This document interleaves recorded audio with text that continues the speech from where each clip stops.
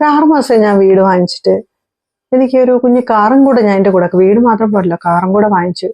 പക്ഷെ രാത്രി ഉറക്കം വരുന്നില്ല കേട്ടോ, സത്യം പറയാലോ. ഇപ്പൊ എടുത്തു കഴിഞ്ഞപ്പോൾ ആകെപ്പാടെ ഒരു ടെൻഷൻ ആവുന്നു. ഇപ്പോഴാണെങ്കിൽ ഒരുപാട് പേരുടെ ജോലി പോകുന്നു. ഈ ജോലി കാണും പോയാലോ, 30 വർഷത്തേക്ക് അടയ്ക്കണം. അപ്പൊ എനിക്ക് ഏകദേശം 65 വയസ്സ്. പിള്ളേർക്ക് ഇപ്പം തന്നെ 5ാം ക്ലാസ് എത്തി, പഠിപ്പിക്കണം. ഇങ്ങനെ നമുക്ക് ചുറ്റും ഒരുപാട് പേരെ നമുക്ക് കാണാൻ വേണ്ടി പറ്റും. ചിലപ്പോൾ നിങ്ങളും ഇതേപോലെ ടെൻഷൻ അടിക്കുന്നവരാണോ? ഫിനാൻഷ്യൽ കാര്യങ്ങൾ മാത്രം. നമുക്ക് ഈ പൈസയുടെ പരിപാടി വളരെയധികം സൂക്ഷിച്ച് ചെയ്യേണ്ട ഒന്നാ. അതിൽ വീണ് പോയി കഴിഞ്ഞാൽ പിന്നെ തിരിച്ചു കയറാൻ പറ്റില്ല. നിങ്ങൾക്ക് വളരെ ലെസ് സാലറിയാണ്, അതുകൂടാതെ ഒരു സിംഗിൾ ഇൻകം മാത്രമേ നിങ്ങൾക്കുള്ളൂ. നിങ്ങൾ ആ ജോലി ചെയ്യുന്ന ഇൻകം മാത്രമാണ് നിങ്ങളുടെ ഫാമിലി കഴിഞ്ഞു പോകുന്നതെങ്കിൽ നിങ്ങൾ ചെയ്യാൻ പാടില്ലാത്ത 6 കാര്യങ്ങളെ പറ്റി ഞാൻ പറയാട്ടോ. ഈ 6 കാര്യങ്ങൾ നിങ്ങളെ പാപ്പരാക്കും. If you earn below 50,000 or you have a single income, please avoid these 6 mistakes. So ഓരോന്നായിട്ട് നോക്കിയാലോ. നിങ്ങൾക്കിപ്പോൾ ഒരു ജോലിയൊക്കെ കിട്ടി, ഒരു 2-3 വർഷം കൊണ്ട് നിങ്ങളുടെ ജോലി സ്ഥിരതയായി, നിങ്ങൾക്കൊരു സ്ഥിരമായ വരുമാനം വരുന്നുണ്ട്, പക്ഷെ ലോ സാലറി ആണ് എങ്കിൽ നിങ്ങൾ ഒരിക്കലും ചെയ്യാൻ പാടില്ലാത്ത കാര്യമാണ് ഒരു പുതിയ വീട് വാങ്ങിക്കുക എന്നുള്ളത്. ഇപ്പോൾ ഒരു ട്രെൻഡ് തന്നെയാണ് ഒരു വീട് വാങ്ങിക്കുക എന്നുള്ളത്. വളരെ EMI കുറച്ച് 600 രൂപ EMI അടച്ചാൽ മതി, ഡൗൺ പേയ്മെന്റ് വളരെ കുറച്ച് അടച്ചാൽ മതി എന്നൊക്കെ പറഞ്ഞിട്ട് ഒരുപാട് പരസ്യങ്ങൾ നമ്മൾ കാണാറുണ്ട്. പക്ഷെ ഇങ്ങനെയുള്ള കാര്യങ്ങളൊക്കെ നിങ്ങൾ ചെയ്യുകയാണെങ്കിൽ, ഇപ്പൊ നിങ്ങൾക്ക് ലോ സാലറി ആണെന്നുണ്ടെങ്കിൽ നിങ്ങൾ ചെയ്യാൻ പാടില്ലാത്ത ഒന്നാണ്. അത് ഇമോഷന്റെ ഭാഗമായിട്ട് ഏറ്റവും കൂടുതൽ ആൾക്കാർ വീടെന്നൊക്കെ പറയുന്ന ഒരു ഇമോഷണൽ ആണ് നമുക്കൊരു സ്വന്തം വീടെന്നൊക്കെ പറയുന്നത്. പക്ഷെ അതിന് പകരമായിട്ട് നിങ്ങൾക്ക് ചെയ്യാൻ പറ്റുന്ന ഒരു കാര്യമുണ്ട്. കുറച്ച് നാളൊന്ന് വെയിറ്റ് ചെയ്യുക, ഇൻകം വർദ്ധിപ്പിക്കാൻ വേണ്ടി നോക്കുക. മൾട്ടിപ്പിൾ ആയിട്ടൊരു ഇൻകം, നിങ്ങളുടെ സാലറിയിൽ നിന്ന് കുറച്ച് പൈസ എടുത്തു വെച്ച് ഒരു കുഞ്ഞു ബിസിനസ് സ്റ്റാർട്ട് ചെയ്യുകയോ അല്ലെങ്കിൽ എന്തെങ്കിലും ഒരു സൈഡ് ഇൻകം കണ്ടുപിടിക്കുകയോ ചെയ്യാൻ വേണ്ടി ശ്രമിക്കുക എന്നുള്ളതാണ് ഒന്നാമതായിട്ട് നിങ്ങൾ ചെയ്യേണ്ടത്. അതുകൊണ്ട് നിങ്ങളൊരു വീട് വാങ്ങിക്കുന്നതിന് മുമ്പ് വളരെയധികം ആലോചിക്കുക.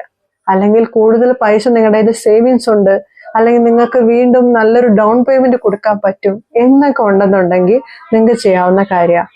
ഇപ്പൊ ഞാനൊരു എക്സാമ്പിൾ പറയാം. ഇപ്പൊ നിങ്ങൾക്ക് 20,000 ആണ് സാലറി എന്ന് വിചാരിക്കുക, അല്ലെങ്കിൽ ഒരു 25,000. അപ്പൊ നിങ്ങളുടെ EMI എന്ന് പറയുന്നത് ഒരു 6,000 തൊട്ട് 7,000 ഉള്ളിലേ പോകാവുള്ളൂ. കാരണം ഈ ഹൗസിംഗ് ലോൺ എന്ന് പറയുന്ന ഒരു 30 വർഷം വരെയൊക്കെ ഇട്ട് കഴിഞ്ഞാൽ നമ്മൾ വയസ്സാകുന്നതിന് വരെ നമ്മൾ ഇത് അടച്ചുകൊണ്ടിരിക്കണം. അതിനിടയിൽ ഒരുപാട് കാര്യങ്ങൾ വന്നാലും നമുക്ക് ചെയ്യാൻ പറ്റണം.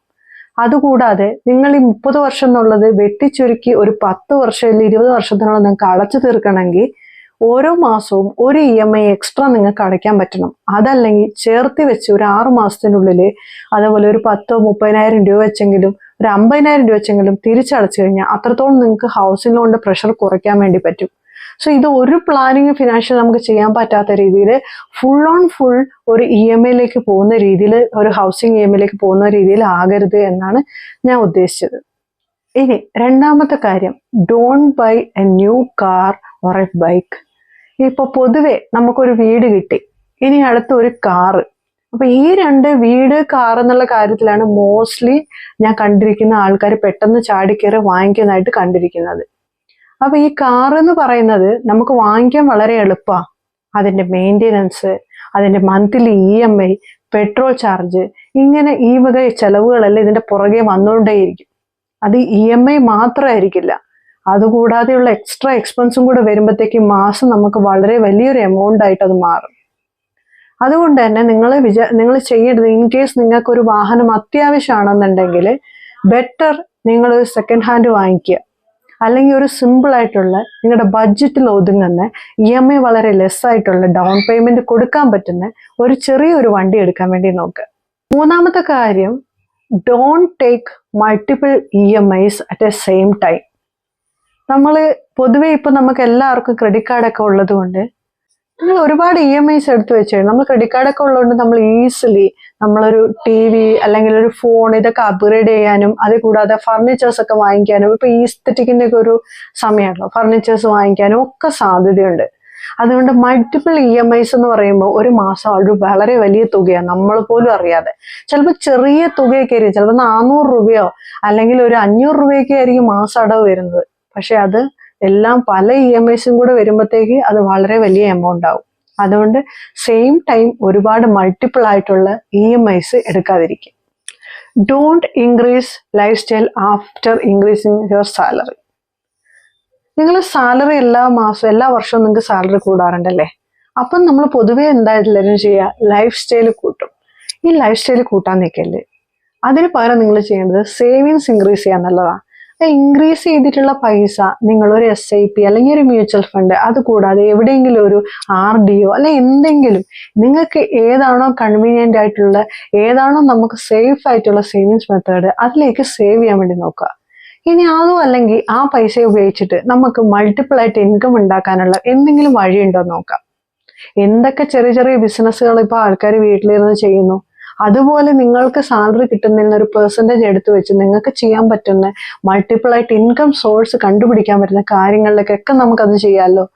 അതല്ലാതെ നമ്മൾ ലൈഫ് സ്റ്റൈൽ ഇൻക്രീസ് ചെയ്തുകൊണ്ട് ആ പൈസ ഇന്ന് തീരും, നാളത്തേക്ക് അതൊന്നും ഉണ്ടാവില്ല.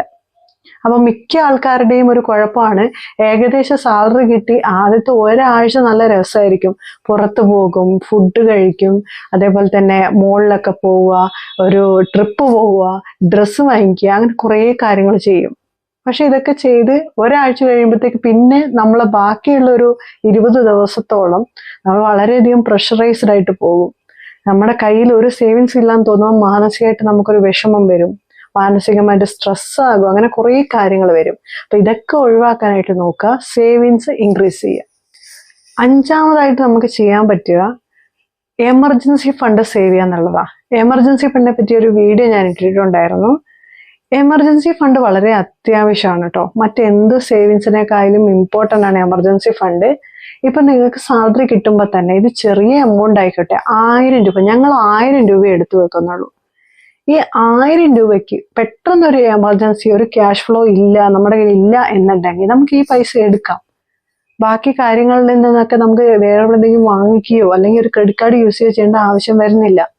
എല്ലാ മാസവും ഞങ്ങൾ ചെയ്യുന്നത് ഈ സേവിങ്സ് അതായത് ഈ എമർജൻസി ഫണ്ടിൽ നിന്ന് നമുക്ക് എമർജൻസി ആയിട്ട് ഒരു കാര്യം വരുമ്പോൾ അല്ലാതെ നമ്മളത് എടുക്കാറില്ല. അതങ്ങനെ തന്നെ ഇരിക്കും. അപ്പം സ്ഥിരമായിട്ട് ഇത് ചെയ്യുന്ന ഒരാൾക്കാർ കാണുന്നുണ്ടെങ്കിൽ എപ്പോഴും നമ്മുടെ കയ്യിൽ എമർജൻസി ഫണ്ട് ഒരു 5000 മുകളിൽ എപ്പോഴും നമ്മുടെ കയ്യിൽ ബാക്കപ്പ് കാണും. ഒരു സാധാരണക്കാരായിട്ടുള്ള ആൾക്കാരുടെ കാര്യമാണ് ഞാൻ പറയുന്നത് കേട്ടോ.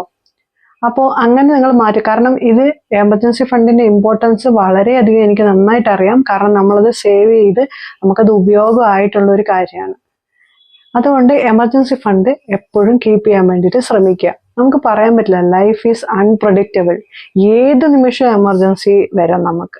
6ാമത്തെ കാര്യം എന്ന് പറയുന്നത് don't compare your self with others.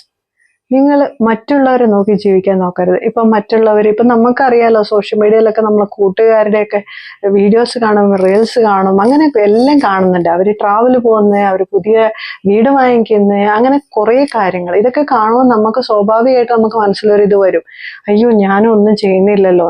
അപ്പോൾ അവരങ്ങനെ ചെയ്യുന്നുണ്ടല്ലോ നോക്കി നമ്മളും കൂടെ ചെയ്യാൻ നിന്ന് കഴിഞ്ഞാൽ നമ്മൾ ആപ്പിലാവും. നമ്മൾ ബുദ്ധിപൂർവ്വം വിവേചനപൂർവ്വം ശ്രദ്ധിക്കുക. നമുക്ക് ചെയ്യാം, ഈ പറയുന്ന ഇഷ്ടങ്ങളെല്ലാം നമുക്ക് നടത്തണം. അതിനു വേണ്ടിയിട്ട് നമ്മൾ ഇൻകം ഇൻക്രീസ് ചെയ്യണം. അതിനുള്ള വഴികൾ ബുദ്ധിപൂർവ്വം നിങ്ങൾ ആലോചിക്കുക എന്നുള്ളത്. നമ്മളിപ്പോൾ ഒരു കമ്പനിയിൽ ജോലി ചെയ്തുകൊണ്ടിരിക്കുക, നമുക്ക് കൂടിപ്പോയ ഒരു 50 വയസ്സ് വരെ ജോലി ചെയ്യാം. അത് കഴിഞ്ഞിട്ടുള്ള സമയത്ത് നമ്മൾ എന്ത് ചെയ്യും? ഒരു നാൾ നമ്മളെ ജോലി പെട്ടെന്ന് പോയി, ആ ജോലി പെട്ടെന്ന് പോയാൽ നമ്മൾ എങ്ങനെ ജീവിക്കും? നമുക്ക് മറ്റെന്തെങ്കിലും ഒരു സ്കില്ലുണ്ടോ? മറ്റെന്തെങ്കിലും ഒരു ജോലി നമുക്കറിയാവോ? ഇല്ല. അപ്പൊ അതെപ്പോഴും നമ്മൾ കണക്ക് കൂട്ടണം.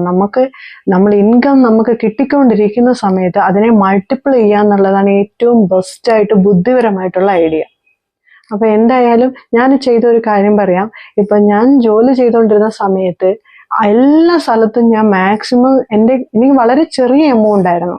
ആ ചെറിയ എമൗണ്ട് പല രീതിയിൽ ഞാൻ സേവ് ചെയ്തിട്ടുണ്ടായിരുന്നു. ഞാൻ ഏറ്റവും കൂടുതൽ സ്പെൻഡ് ചെയ്തതിനേക്കാളും ഞാൻ സേവ് ആണ് ചെയ്തത് ആ പൈസ. അങ്ങനെ സേവ് ചെയ്തുകൊണ്ട് ഇപ്പോൾ എനിക്ക് അതിൽ നിന്നൊരു എമൗണ്ട് എടുത്തിട്ട് ഞാൻ ചെറിയ രീതിയിലൊരു ബിസിനസ് സ്റ്റാർട്ട് ചെയ്തു. അത് വലിയ ക്ലിക്ക് ആകുന്നതേ ഉള്ളൂ. നമുക്ക് അതിനു വേണ്ടി നല്ല എഫേർട്ട് എടുക്കണം. ഇന്നത്തെ കാലത്ത് ബിസിനസ് എന്ന് പറയുന്നത് ഭയങ്കര കോമ്പറ്റീറ്റീവ് ആയിട്ടുള്ളതാണ്, ഓൺലൈൻ ബിസിനസ് ഒക്കെ എന്ന് പറയുന്നത്.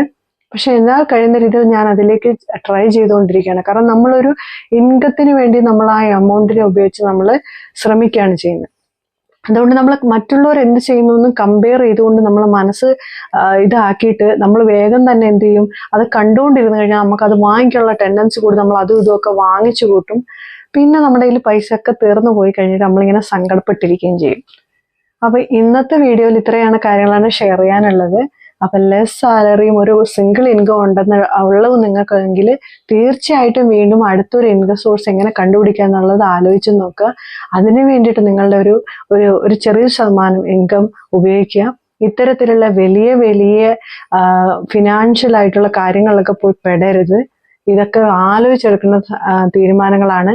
കാറ്, വീട് എന്നൊക്കെ പറയുന്നത് നമ്മളെ ഒരു 10-30 വർഷത്തോളം ലോക്ക് ചെയ്ത് വെക്കുന്ന ഒരു സംഭവമാണ്. ഫിനാൻഷ്യലി നമ്മളെ ലോക്കാക്കും. അങ്ങനെ ചെയ്യാൻ പറ്റാതെ എങ്ങനെ നമുക്ക് അതിനെ സോൾവ് ചെയ്യാന്നുള്ളതിനെ പറ്റി ആലോചിക്കുക. വീണ്ടും അടുത്ത വീഡിയോയിൽ നാളെ കാണാം കേട്ടോ. അതുവരെ ബൈ ബൈ.